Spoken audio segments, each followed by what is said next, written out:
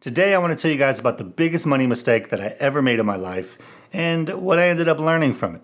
So improving with money is hard. Like once you finally get going, you think everything's going to be puppies and rainbows. Like, yes, I finally figured out this money thing. Where's my Lambo, right? It never really works like that because money works kind of like life where it doesn't go in a straight line. There's always ups and downs and twists and turns, and you have to learn how to take those things and just keep going on your path. But sometimes that's hard. And for me, this particular event was a tough one. So you might not know this, but I bought my first Bitcoin in 2014. So before you get excited or maybe mad at me like, wow, what the hell, this guy must be loaded. Let me just start by saying that I don't have any of that Bitcoin from 2014 anymore. But what I do have is probably the most expensive air conditioning unit in the world. So let me explain what I mean. So back in 2015, I had just gotten a bonus from work and I was going to end up buying some Bitcoin with it. It was Valentine's Day. How romantic, right? And I bought 13 and a half Bitcoin. And you're probably like, holy crap, that's a lot. But if you want to know how much it cost me, it was actually only $3,500. So at the time, Bitcoin was at a price of about $244 and I had just bought some. Amazing, right? So around this time, I had also been looking into Ripple or XRP. I know, shame. And I didn't actually believe in Ripple the way that I believed in Bitcoin at the time. But I thought that Ripple was going to take off because in my corporate career, I actually worked in payments technology. That was actually what I did for my job. So I was researching all these things as just part of my job. And I really believed that Ripple would end up being taken over by one of the big correspondent banks like Bank of New York Mellon, and that they would just use it as an international payments technology. Like that was my investment thesis into Ripple because I thought that was going to happen. So even though I wasn't as excited about Ripple as I was about Bitcoin, I ended up trading those 13 and a half Bitcoin, cringe, I know, for a bunch of XRP, 240,000 XRP to be exact. And I thought it would be a huge trade and a huge win for me. And that, I loved Bitcoin, but I would just continue buying it after I made all this money off of XRP, just like you always think, right? So over the next 2 to 3 months, of course, in classic fashion, in 2015, the Ripple price just tanked. And as it happens, as always happens, life also happened at the same time. So one of our air conditioning units in our house gave out, and it was May in Texas, which means it was almost a summer and it gets hot in Texas. And so it wasn't a choice as to whether we were going to be able to replace it or not. We had to replace it. So the total cost was going to be around $8,500. And I just didn't have that kind of money laying around to be able to spend, and even in an emergency fund, especially since I had just bought, Bitcoin with my bonus a few months earlier. So I decided that instead of having credit card debt and paying interest, that I would just liquidate some of my investments to be able to cover it. And with the idea being that I would just buy back my Bitcoin slowly over time as I had cash. So I flipped my 240,000 XRP back into Bitcoin, and it was originally worth the 13 and a half Bitcoin that I'd originally bought. Now, because the price was down so much, it was only worth 7.5 Bitcoin. Just brutal. Almost half my investment just because I wanted to trade for no reason. Just dumb. Then I sold that 7.5 Bitcoin for a total of $1,800 for a price per coin of $237 per Bitcoin. It didn't even pay off my whole AC unit. It only covered a part of it. And here's the real kicker, right? That Bitcoin today would be worth $270,000. And if you want to feel even worse about it, last year when Bitcoin was at its all-time high at $69,000 a Bitcoin, that Bitcoin was worth just under $1 million. A catastrophic mistake. I'm just about to cry and choke up just even talking about this. So other than the fact that I have the most expensive AC unit probably in the entire world, what did I actually learn from this experience, right? Well, here are the two main things that I learned, and hopefully it helps you guys. So number one, don't worry about trying to be early to something, right? People always talk about wanting to be early, especially when it comes to Bitcoin and crypto. Like, oh, am I early on the coin? Am I too late? Did I miss it? And in reality, if you're really early on something, then nothing is obvious that seems obvious in hindsight. Because if I had thought back then that Bitcoin would ever reach 10,000 a coin, let alone 69,000 a coin, I would have never sold those damn things. Are you kidding me? Like, there would have been nothing you could have done that would have made me sell those. But I didn't know, right? There was no way to know back then, or at least for me, there was no way for me to know. I mean, maybe there were some people that did. But it's easy to assume that, if we had just known about something at the beginning or known something early, that we'd be rich. But, in my opinion, it just doesn't work that way unless you're able to just buy things and hold them forever and never having to sell, which actually brings me to the second lesson learned. So number 2, make sure you have a good emergency fund and or backup income streams at all times. So anytime you can have an emergency fund to pull from or additional income that comes in that prevents you from having to sell your investments at a bad time, it's a really good thing. And obviously for me, I didn't have that at that point in my life at that time, and it hurt that I didn't. But anytime you can have extra money in reserve, extra income coming in, it's just a great thing. And you never know. It actually might save you from making $1 million mistake. I may still want to cry every time that I look at that AC unit, but I'm getting over it slowly, very slowly. So look, money investments are hard, right? And life will always throw you curveballs. The main thing is to keep going on your path and don't obsess over past failures. And I'm guilty of that all the time. I have a tendency of doing that. But learn from it. Make sure you don't make the same mistake again, but keep looking forward, right? If you're looking back, then all you're doing is cheating your future, right? That's kind of how I look at it. And I might have missed out on $1 million payday, clearly. But hey, we had air conditioning in Texas in the summer heat, so that's got to be worth something, right? Please? All right, guys, so while you laugh at my pain, let's get into some money news stories for the week. All right, so for the first news story of the week that we're going to get into, from the Wall Street Journal, the headline reads, "As gas prices surge, stations now hold up to $175 of your money when you swipe." Yeah, so this is crazy. Like, I noticed this last week when my wife was out getting gas and I just happened to be looking at a pending transaction. Those are unrelated. Like, I don't spy on my wife's spending. Or do I? No, I'm just kidding. I don't. But anyway, I saw this $150 pending transaction for gas on our Amex card. And I was just like, damn, like, that is crazy. And our son, he's 20 now? I'm like, what year is this? He's 20 now. And he basically uses his debit card for everything, right?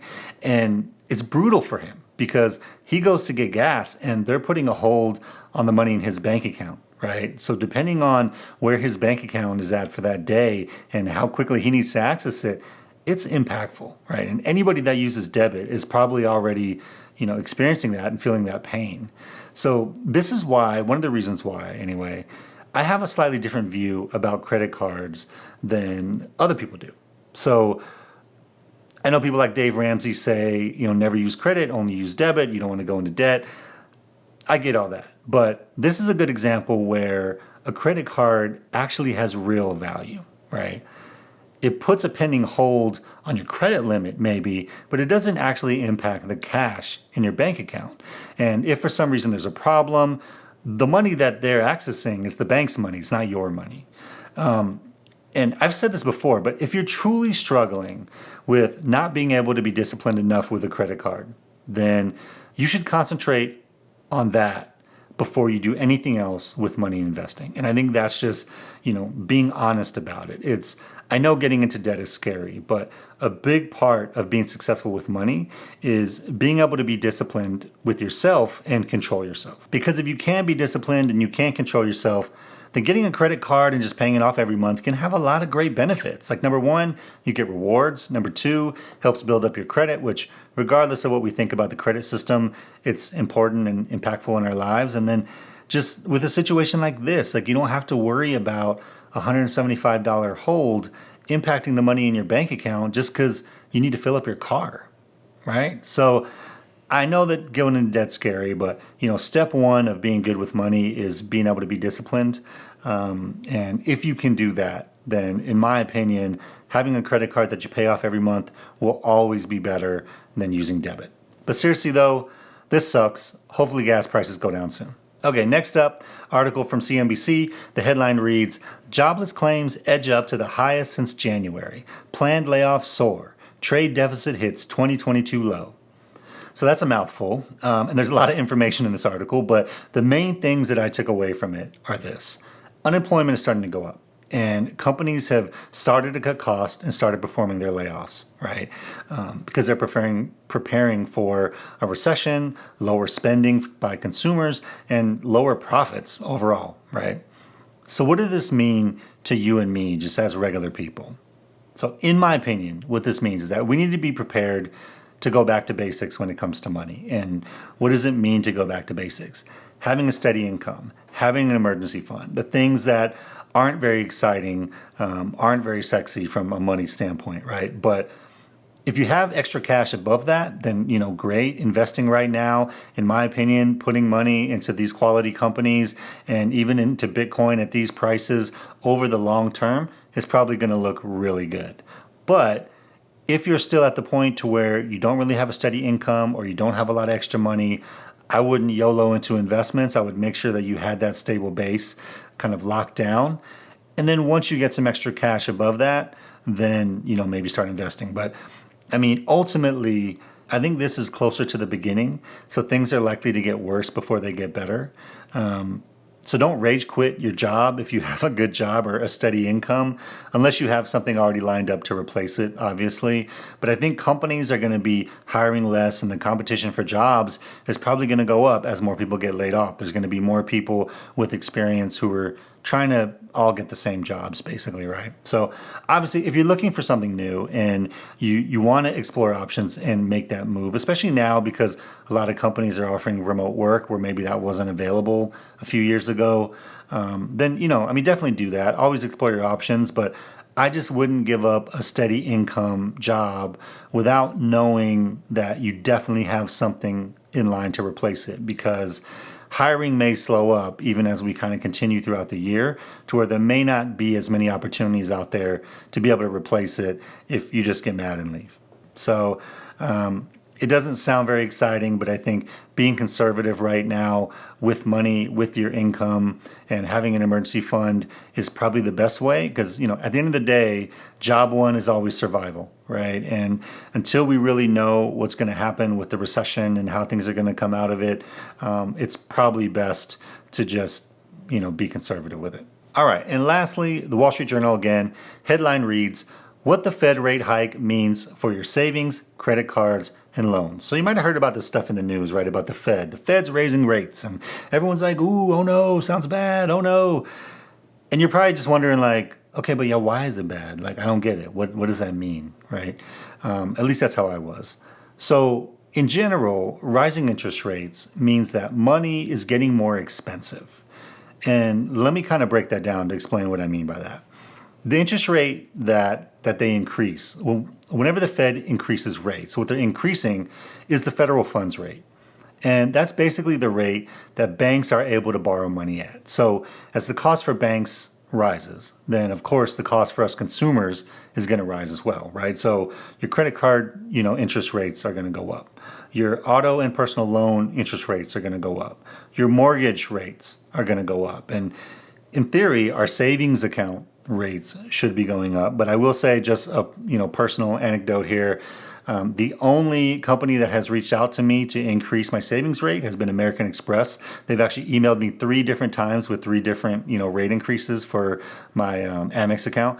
So shout out to Amex. That's pretty awesome. Haven't heard from any of the rest of you guys though. So let's get on it.